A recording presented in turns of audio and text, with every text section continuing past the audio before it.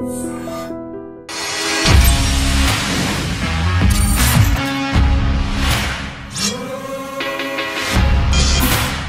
and welcome to another episode of Ramoism.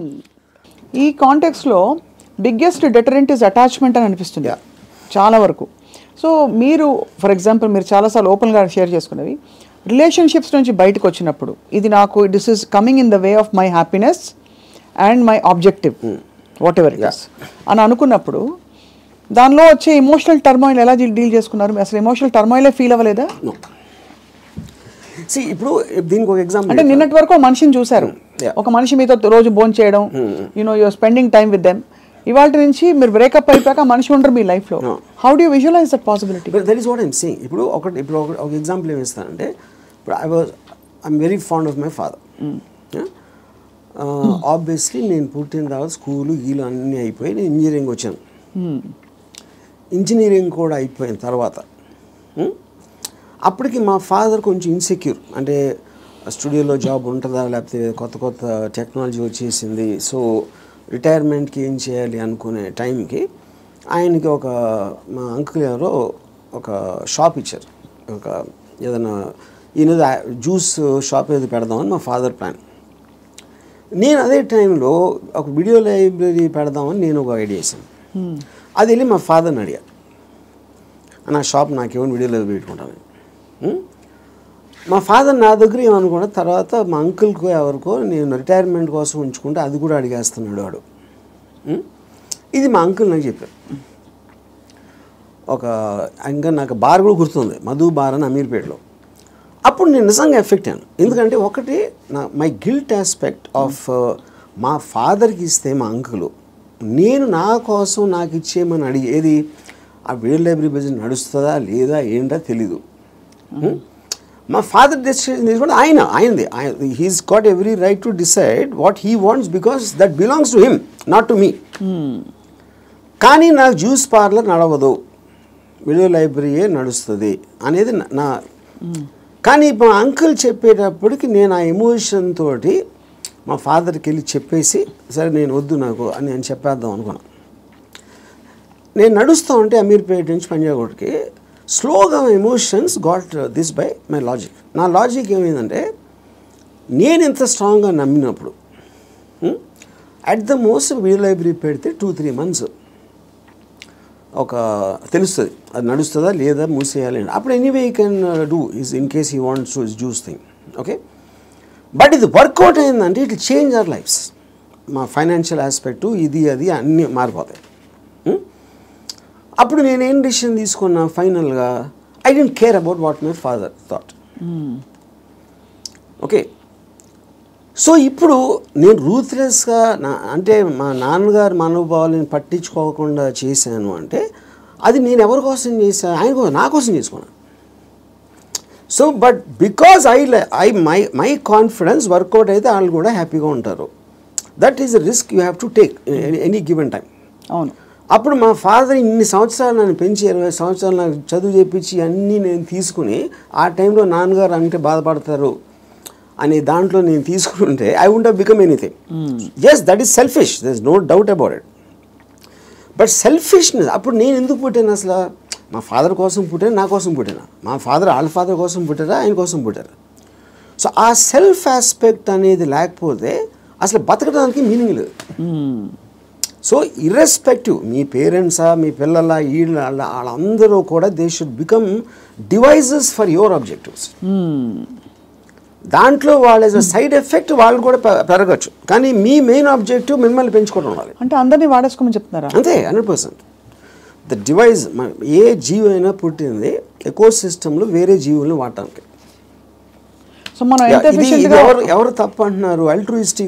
అల్ట్రూయిస్టిక్ agents ఉంటారు కదా, వాళ్ళు చెప్తారు ప్రజల కోసం చేయాలి, ఫ్యామిలీ కోసం చేయాలి, పిల్లల కోసం చేయాలి అనేది కాన్స్టెంట్గా మీకోసం మీరు చేయకుండా చేసినప్పుడు ఇందాక నేను డిస్క్రైబ్ చేసిన అక్కడ రెండు వేరే ఉన్నాయి.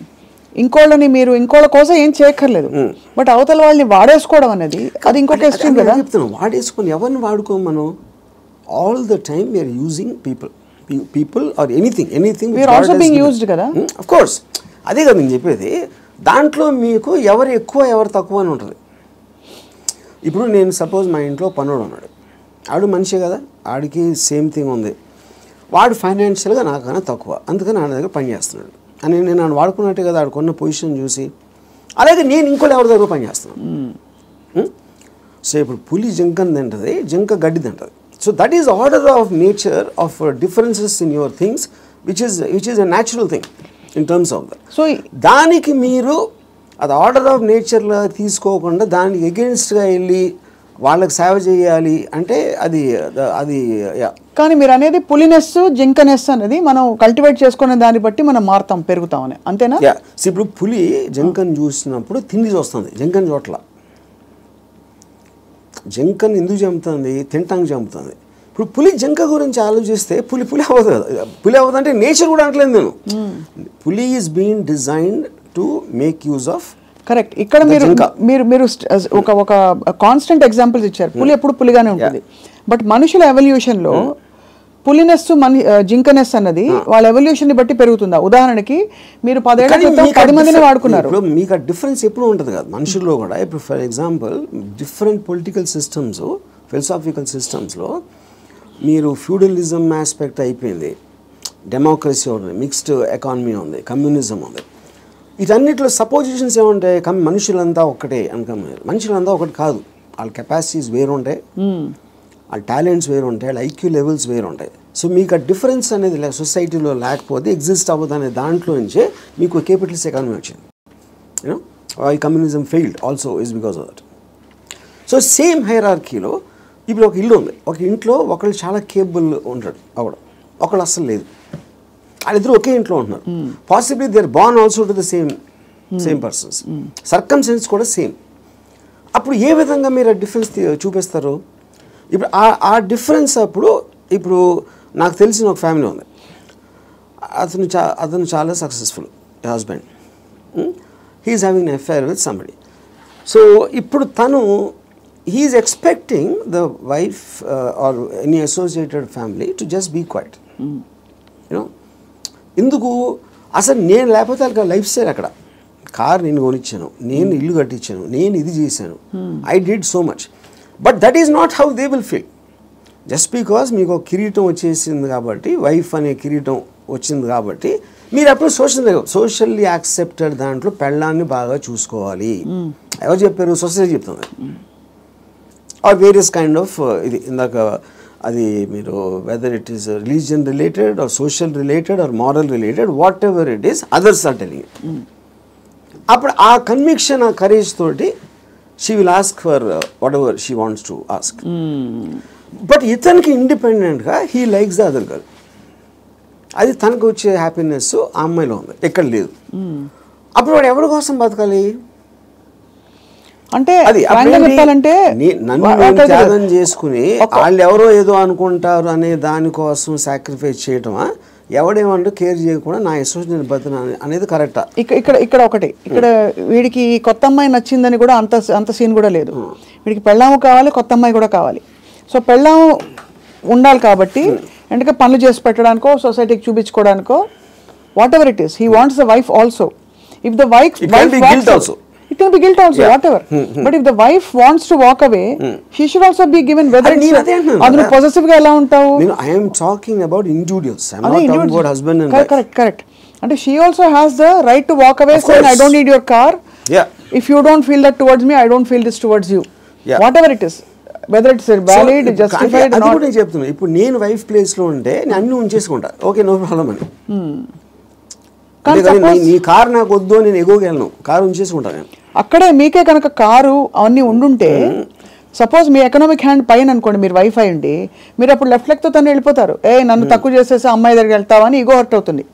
So everything that's being dictated here is పరస్పర మ్యూచువల్ ఎకనామిక్స్. దాన్ని దాటుకుని ఇంకేమన్నా ఉందో నాకు తెలియదు, కానీ ఐఎమ్ జస్ట్ సేయింగ్ మీరు చెప్తున్న situation that is again related to sense of righteousness. ఎవరు రైట్ అని వాళ్ళు ఫీల్ అవుతున్నారు. ఇప్పుడు నేను అనుకోండి, I will be very okay with my girlfriend or my wife wants somebody else, I will respect her wish. And you still live with her as husband and wife if I want to, if it doesn't make a difference to me. Then I don't want to live with anybody, that's a different different thing. But I have no problem. అంటే you mean in a context of relationship Yeah. Where you are with somebody, Yeah. ఆ వాళ్ళు నాకు ఫలానా వాళ్ళు నచ్చారంటే you don't mind that అంటే. No, not at all. Yeah. ఇది నేను even before I was married engineering కాలేజ్లో కూడా this is a girl I was in love with and she was in relationship with somebody else.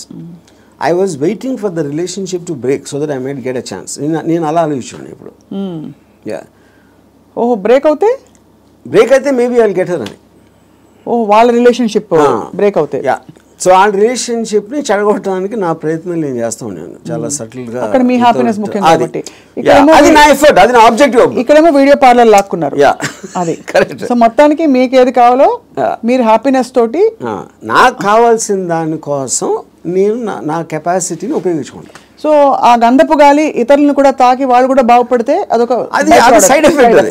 అది నా intention కాదు. Intention కాదు, అలా ఒక సృష్టిలో జరిగిపోయే అద్భుతాల్లో ఇది కూడా ఒకటి అంతే. వాళ్ళు కూడా కాబట్టి మీకు ఇష్టం వచ్చినట్టు మీరు ఉంటారు అంటారు. ఇష్టం వచ్చినట్టు ఉండాలి. నో బట్ యాక్చువల్లీ అది కూడా ఒక ఫ్లీటింగ్ ఇది కదా ఆర్జీవి గారు. మీరు యూ కీప్ ఆన్ చేజింగ్. ఒక 10 సార్లు మీకు సినిమాలు తీయడం వచ్చేసాక 11వ సినిమా కొత్తగా తీస్తా, డిఫరెంట్గా తీస్తా అనుకుంటారు.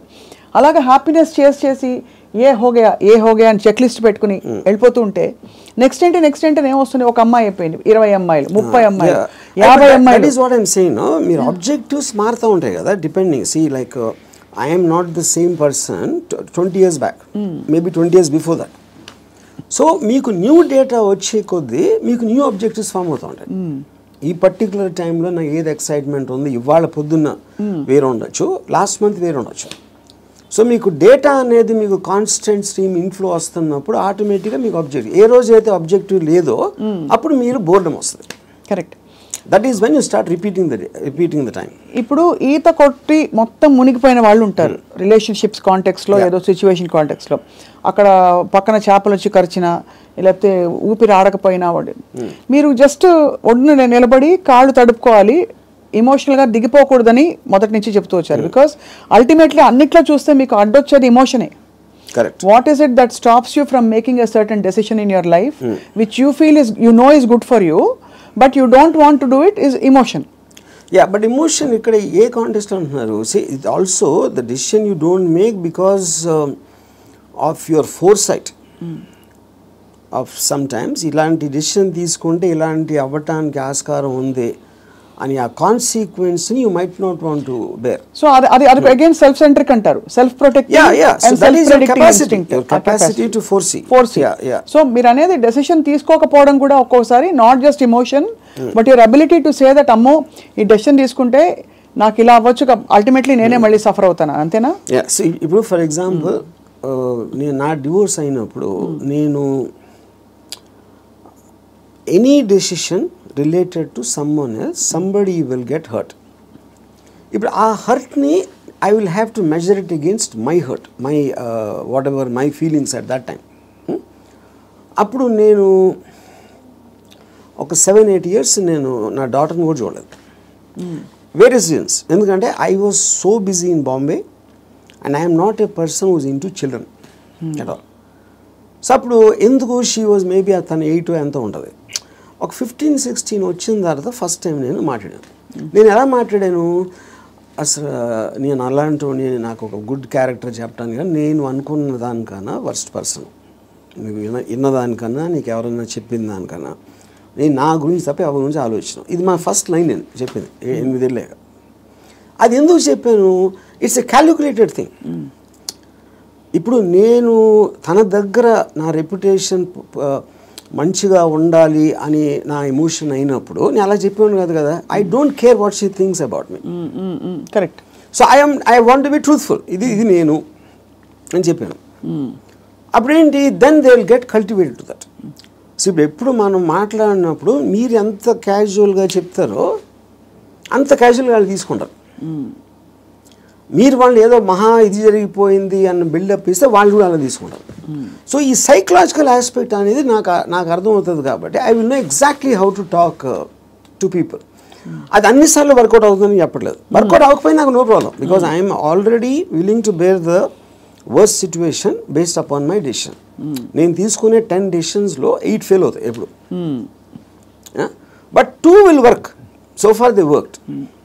So the point is to keep on making decisions is how you have to live. ఎలా బతకాలంటే నిర్ణయాలు తీసుకుంటూ పోవాలి అంతే. ఇప్పుడు మీ దృష్టిలో ఇర్రెస్పెక్టివ్ ఆఫ్ ద కాన్సిక్వెన్సెస్.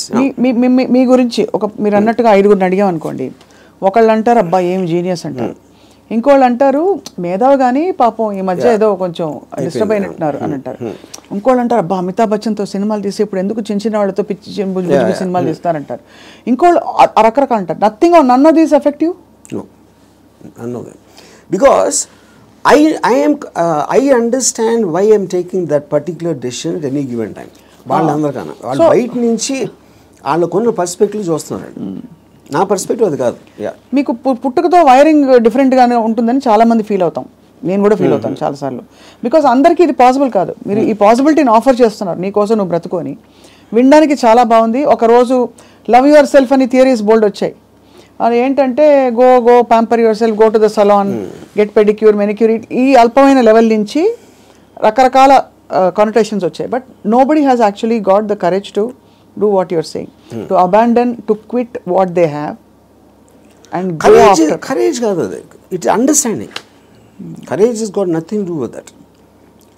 అది మీకు అర్థమైనప్పుడు, if you understand what is the source of, ఇప్పుడు ఈ నమ్మకాలకి ప్రేమలకి ఈ బంధాలన్నీ, I believe that it is done for the society. ఇప్పుడు సొసైటీలో మీకు లార్జ్ గ్రూప్ ఆఫ్ పీపుల్ని కంట్రోల్ చేయాలంటే you cannot do it, because animals, human beings were animals at some point of time.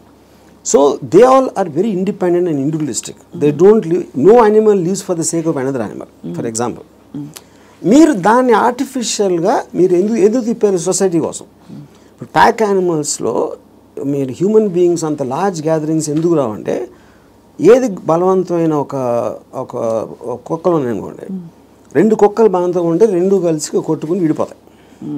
You know, ఆ విడిపోకుండా లార్జ్ నెంబర్స్ చేయాలంటే దాన్ని control చేయడానికి normal ఒక హ్యూమన్ బీయింగ్తో వల్ల కాదు. That is when they got in all this religion, moral aspect, social aspect, వీటన్నిటితోటి control చేయడం మొదలుపెట్టారు.